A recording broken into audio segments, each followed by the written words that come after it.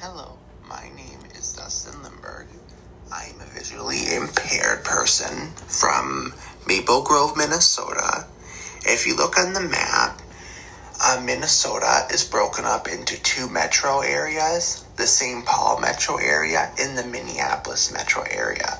Maple Grove is a part of the Minneapolis metro area, and we are on the west half of the river, because Minnesota, like the lower half of the state, is divided by the Mississippi River. So if you live on the west side of the Mississippi River, you're in West Minnesota. If you live on the east side of the Mississippi River, you're in East Minnesota. So I grew up my whole life in West Minnesota. And West Minnesota is different than East Minnesota, because East Minnesota is woodland, beautiful waterfalls, stuff that Minnesota promotes on TV. And there's a lot of parks in East Minnesota, accessible bike trails, more nature stuff because of the Great Lakes and all the creeks and all that come from the Great Lakes. So Minnesota uses East Minnesota to promote advertisements on TV so people can come visit. West Minnesota, we used to be the prairie lands. So we just turned all the prairies into pretty much cornfields. So we're more farming country.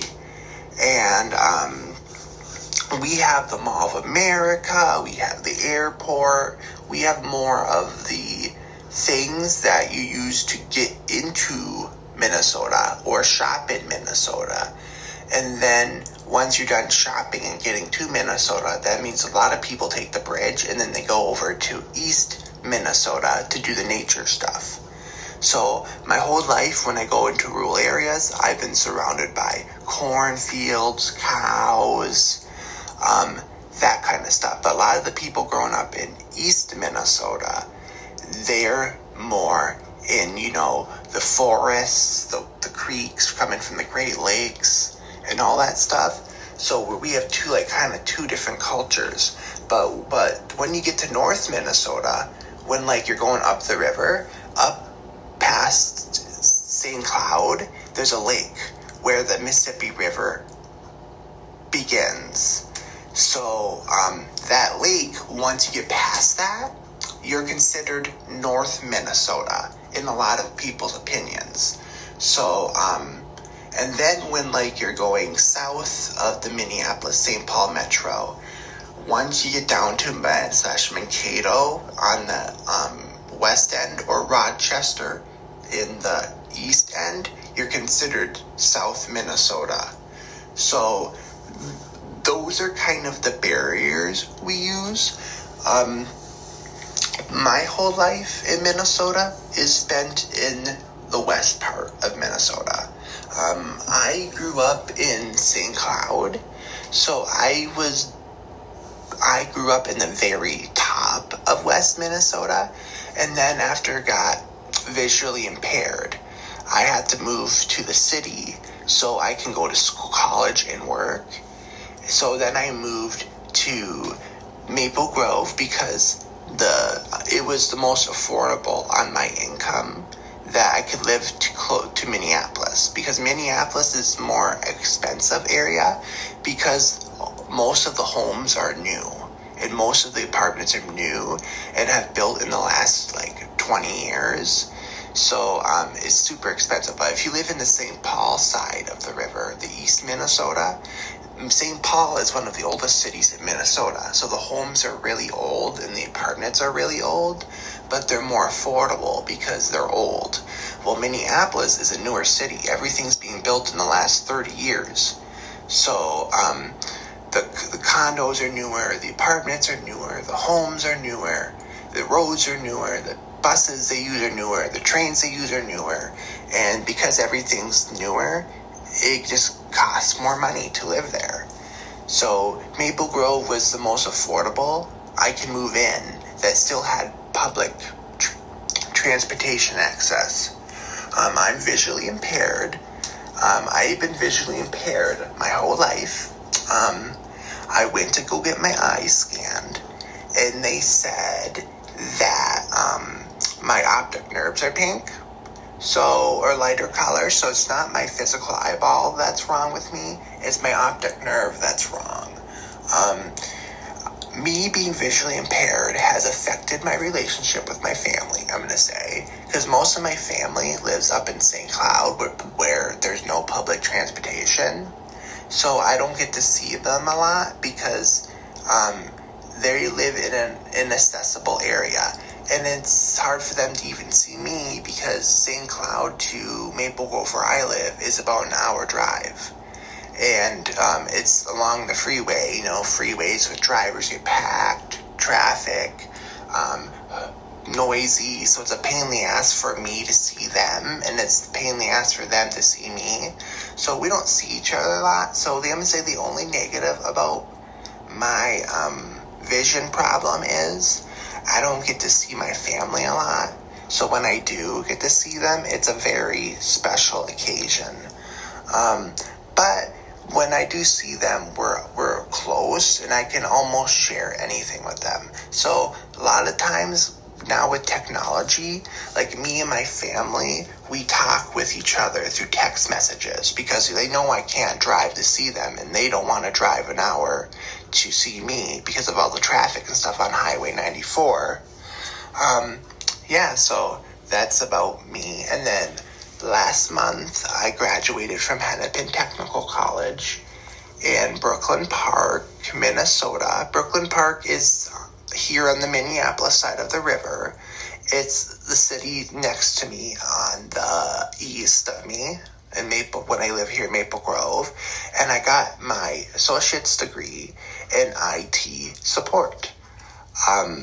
I work at a place right now called Data Recognition Center,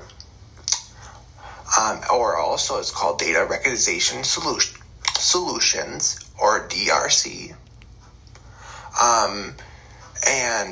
What they do is they're a call center for school districts. So school districts say, hey, I'm having issues with this computer. They call me, and I'm on the phone, and I help them with those problems. So my job is pretty boring. I pretty much sit in a call service desk in cubicles, and I pretty much help people with their school problems.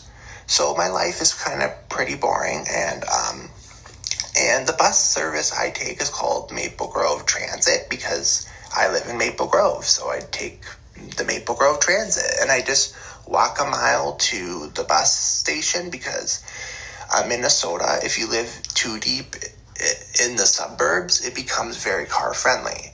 And the way the buses work is you drive or walk to a bus hub, and then the bus picks you up from the bus hub and then takes you to downtown Minneapolis. So because I live so suburban that I still buses, but not good buses, I have to walk to the bus hub, and then the bus then takes me to Minneapolis. Minnesota, they're really car-friendly state because we get cold, and people don't want to walk to the bus hub, wait at the bus hub, hop on a bus at negative 10 degree weather or negative 20 degree weather. So they just hop in their cars in their driveway, and they just drive in their warm cars to work. So because us disabled people in Minnesota have been speaking out against the way things are, the state's slowly putting public transportation in. Is it the best? No, but it's better than nothing. And I encourage disabled people to move here because, yes, our transportation is not the best, but living here is cheaper than living in places like New York City, San Francisco, Seattle, Washington. And then here in Minnesota, a lot of companies are nice. And if you're disabled and you walk into their company and said, hey, I'm blah, blah, blah, and I want a job here, and I'm disabled, and this is how me as a disabled person will do the job, a lot of Minnesotans will hire you.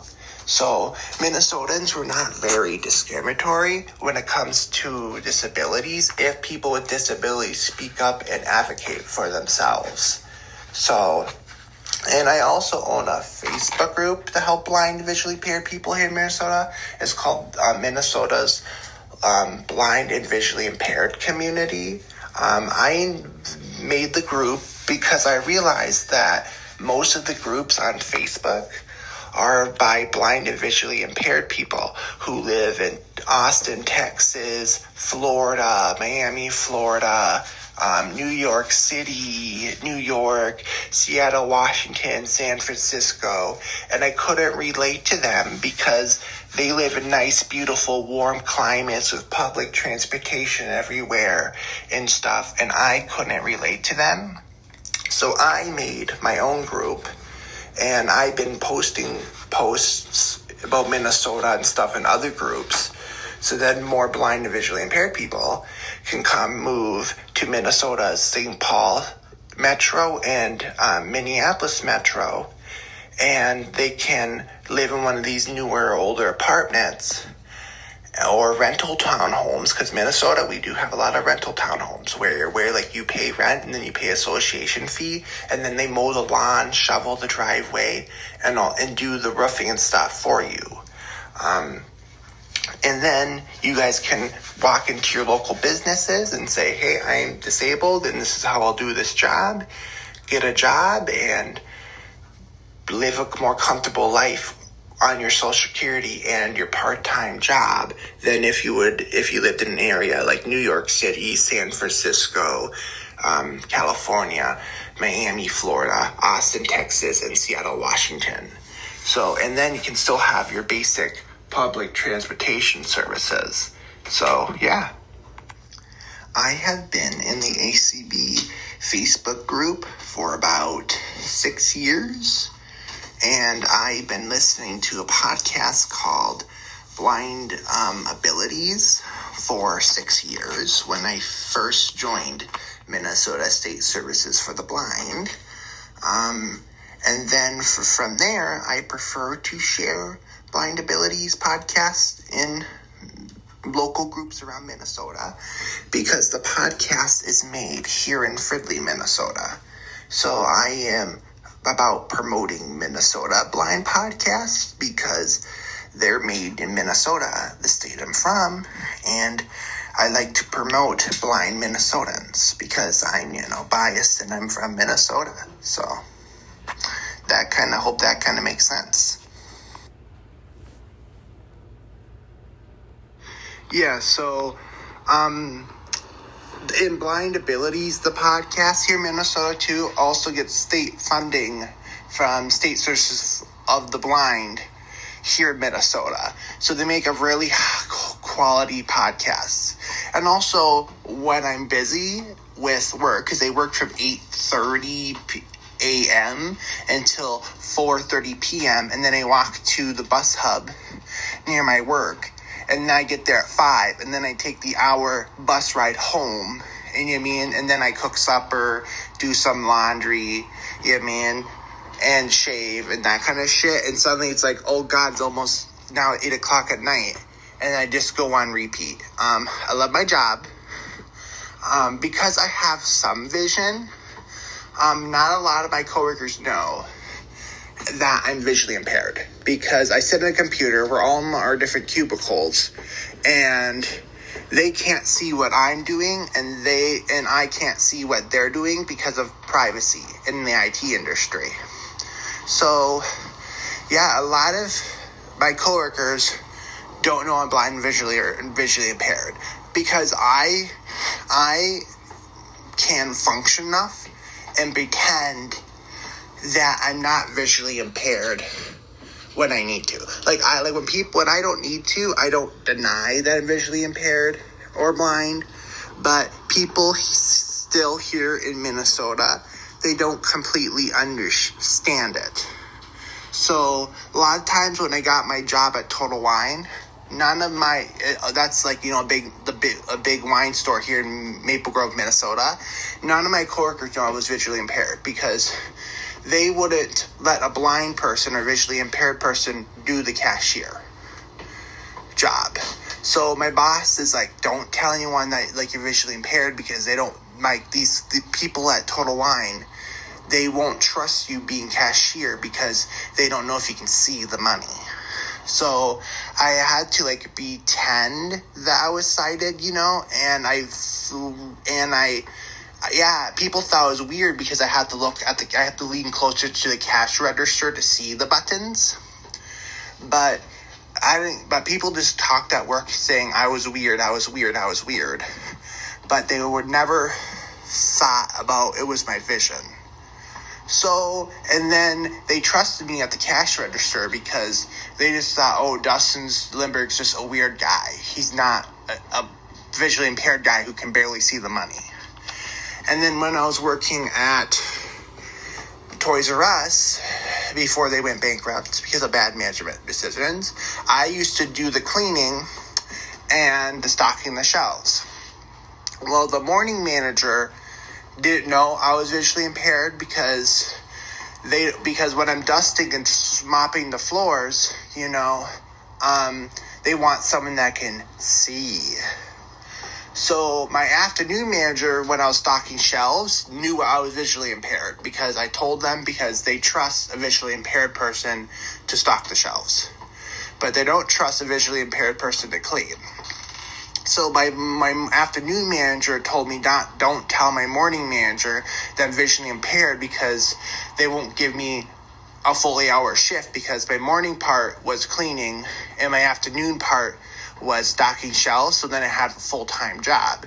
And she warned me not to tell my morning manager that I was visually impaired because they won't hire me for their shift, and then I'll only be part-time. Because a lot of sighted managers or managers with disabilities don't trust people with disabilities be able to clean and stock shelves. So I didn't, and I was able to clean the store fine. The store was fine. The shelves were fine. So sometimes I can fake not being disabled, and I feel bad for that. But it's the only way I got some jobs. A lot of mom and pop businesses, like my local bakery, my European bakery down the road here in Maple Grove, they don't really discriminate so much against me because of my disability, because I can walk in there, show them my resume, and say, hey, I'm visually impaired, but this is how I'll do this, and you don't have to worry about me. Please hire me. It's the big corporate chains here in Minnesota, like Total Wine, Target, Best Buy, that are afraid to hire disabled people, in my opinion. But a lot of smaller mom and pop places here in Minnesota, if you walk in, like my local bakery that's ran by a Ukrainian lady down the street, about a mile down the street, she hires a bunch of people with autism, high-functioning autism. So a lot of the mom and pop businesses here in Minnesota will hire disabled people without a problem. It's the big corporate businesses, like the Target that's based out of here in Minnesota, the Best Buy that's based here out of Minnesota, and a lot of the big corporation companies are the ones us disabled people have a problem with. And at Cub Foods, when I was maintenance, changing light bulbs and stuff, they knew I was visually impaired.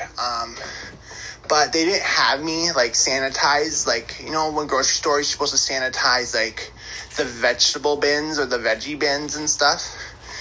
They didn't have me do that because I was visually impaired, but they did let me grab cards from the parking lot. They let me change light bulbs and all that stuff with my low vision. And then working at McDonald's, they had me clean because they said, they had me prove myself. Okay, you're low vision. Let's see what you can do. Then I proved myself because I worked 9 months cleaning full time. I would clean all the stuff at McDonald's. And then eventually, after I proved myself, they let me cook the fries. And then they were going to teach me how to cook, but I said, okay, McDonald's, you're not being stable hours. I want more by your pay. And then I left for Cubs. So I believe that all disabled people should work. But hard part is, none of these big corporate chains in the United States want to give them a chance. Like for me, when I got this call center tech job, when I was going through this temp agency, I did not tell them that I was visually impaired or disabled, because if they were not going to take me serious, because they're a big corporate entity.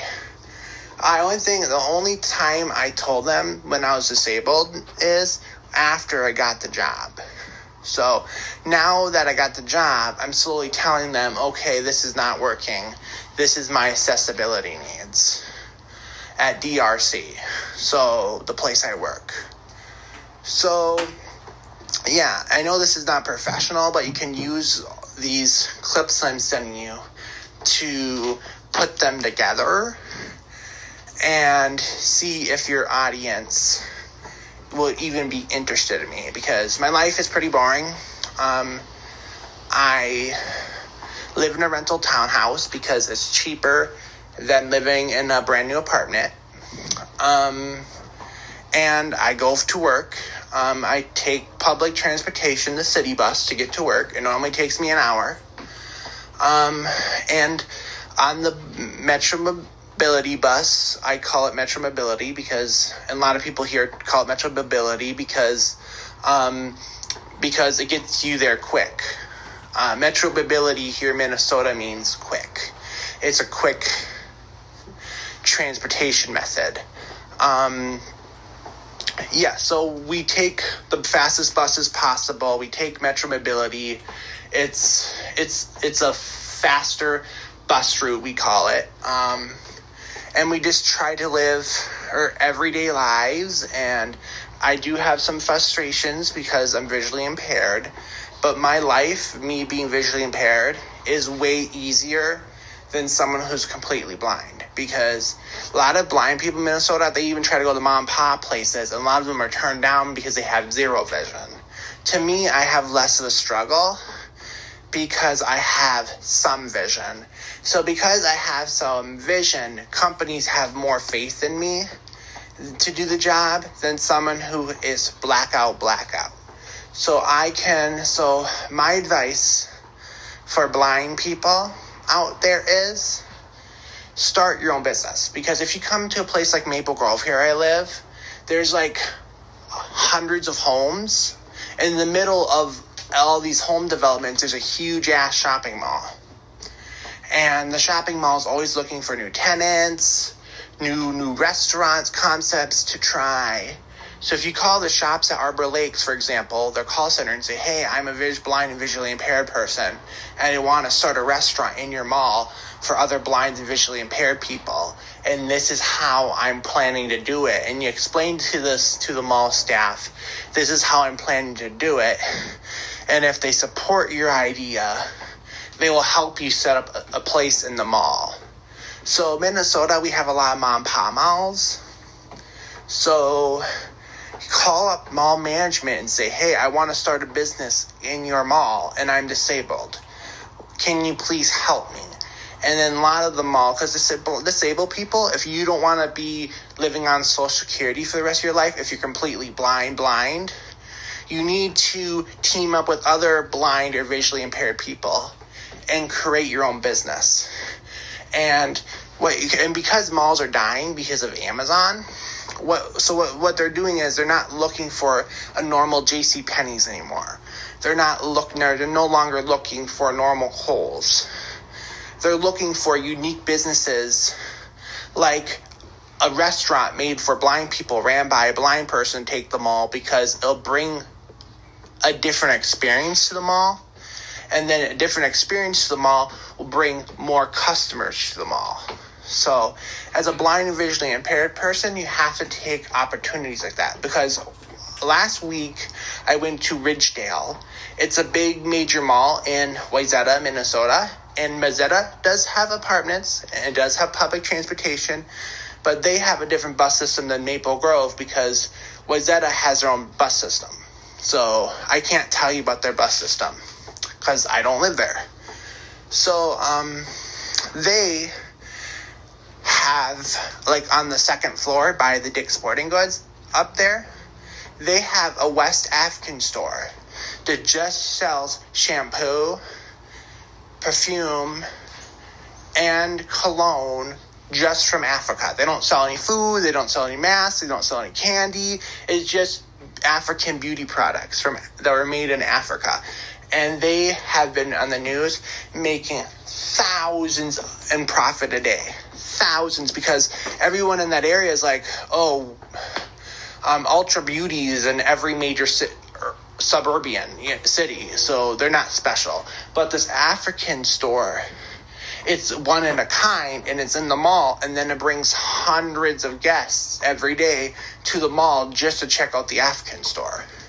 So, so if you call the mall and say, hey, I want to start a business, and this is what I want to do, the malls are so desperate to compete against Amazon, Walmart, and Target.com here in Minnesota that they will be flexible with you, and they'll tell you what you need to do to start a business. And also here in Minnesota, you want to go to a credit union, like Spires Credit Union, Wing Financial Credit Union, and then there's a bunch of other small ones, because credit unions are nonprofits because they get some funding from the state of Minnesota's taxpayers. So if you're disabled and you go to them and you say, hey, I want to start a business in this mall, and it's going to be for disabled people, and this is the bus disabled people will take to get here, or for example, they will say, okay, let's call the mall together, and then we can slowly build this thing up. Because if blind and visually impaired people don't team up together and work together to build this big business empire, our community will never improve. It will never prosper. It will never grow. We, as blind and visually impaired individuals, need to say, okay, we're going to move, for example, to North Fargo, North Dakota, and we're going to help thousands of blind and visually impaired people move to Fargo, North Dakota, and we're going to build stores, we're going to build banking systems, we're going to build, because the issue is blind and visually impaired people in the United States, we're so spread out that we don't have the manpower to build our own society like how the Jewish people did, how the African American people did down in Atlanta, or how the German settlers did here in Minnesota, because we don't have enough people in one area to build a beautiful, accessible land. If us blind, visually impaired people say, okay, all of us, we agree to have babies, blind babies, adopt blind children, and all live, for example, Fargo, North Dakota, and thousands upon thousands upon thousands of us move to one area, we can support blind ran grocery stores. We can support blind ran banks. We can support blind ran businesses. And no one will be able to stop us. We can make accessible sidewalks, talking street, those street lights that talk as you're walking across the intersections. You can make cities full of those. You can build a city that has trains that'll take you from the city to the heart of the city, and it's all accessible. It's because us blind and visually impaired people, we're so scattered. We all need to move to one spot and make a mega city for the blind community, for the blind and visually impaired, and just build our empire. And then as blind and visually impaired people have more babies with each other, we'll have more population, and we can solely spend maybe 50 people to this city, 50 people to this city, 50 people to this city.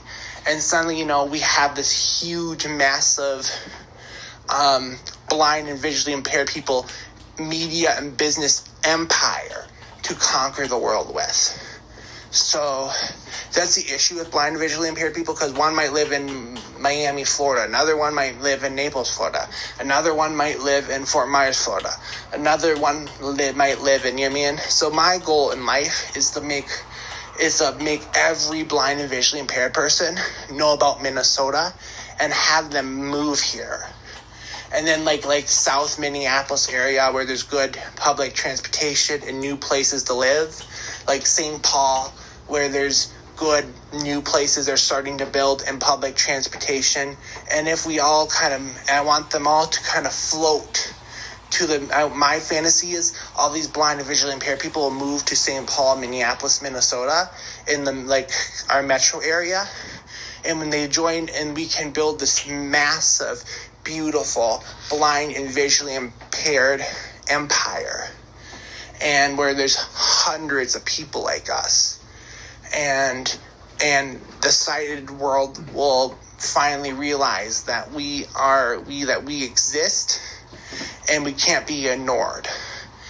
And that is my kind of dream, and that's why I promote Minnesota so much, because yes, the sucky part is our weather here is cold, but that's easy to solve. Just slap on a coat, slap on snow pants, slap on a pair of boots, and you won't even feel the cold anymore because you have the right clothing on. So that's my opinion, and you can take this recording, edit it to whatever you need, and I want you to put this recording on your podcast first, and just see if people are even interested in me. And then if your customers are interested in me, that's when we can kind of do a professional interview, because I'm really busy. Today I have to do dishes, I have to cook meals for all week for my job, so I don't have to pay to go across the gas station and get food every day on my only half an hour break. So I'm really, really busy. So let's put out this recording first on your podcast, and then we can say, hey, this guy Dustin Lindbergh sent a recording to me. And then you can play it on your podcast, and then you can comment on what I'm saying between the clips, like, oh, I disagree with what he's saying here, or oh, I find this interesting. Add your own comments about what you found out about Minnesota, and if your people like it, and then we can do more podcasts. We can do a real interview, because I don't want to waste everyone's time with a sit down when barely no one's not going to listen because I'm not interesting. I'm not doing this to be famous. I'm going to say I'm doing this to just spread awareness about blind and visually impaired people. And I want thousands of blind and visually impaired people to come move here to Minnesota, like the Minneapolis and St. Paul metro, where there's public transportation, mom and pop businesses are willing to hire you, like my Ukrainian bakery down the road, and just build a massive blind and visually impaired mega city and mega empire. And we can be influential, and we'll have every artist on the music radio station here in Minnesota will be a blind or visually impaired person. And you know what I mean? And I just want that. That's my dream. And it was nice talking to you. And just to let you know, I'm very busy. So I try to listen to blind and visually impaired podcasts when I can. But, I'm so busy trying to live life that I haven't really, thought about how would this interview work. So if you let me know, we can meet some weekend in September, because this weekend's already have all booked out. Because next weekend is my graduation party. My cousin from Kenya is coming to Minnesota, and I have to bus down there, help them bus back to Maple Grove, and I'm just a really busy person, and if we don't have the time to do real recording interviews, I can keep on sending you clips like this. You can keep editing them, answering your questions, and then you can phase them together, and then you can have a whole podcast episode with just recording clips. Because if you use an app like Anchor from that Spotify now owns, you can edit small clips like this, put them together, and it sounds like you actually had a live interview.